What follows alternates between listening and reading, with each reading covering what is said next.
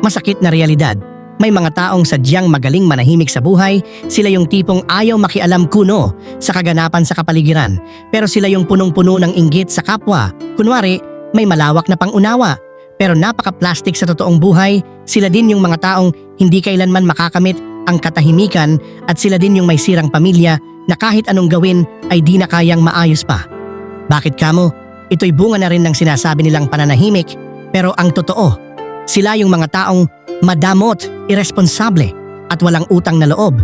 Kaya wag nang umasa na gaganda pa ang iyong buhay dahil mismong ang pamilyang pinangarap mo ang siya mismong magiging bangungot mo. Mananatili kang mag-isa at gagawing palabigasan ng mga taong minahal mo at sa huli. Dahil sa pagiging makasarili at iresponsable mong tao, kailanman hindi mo mararanasan ang tunay na kasiyahan ng buhay. Umpisahan munang bulahin ang sarili mo, kapatid.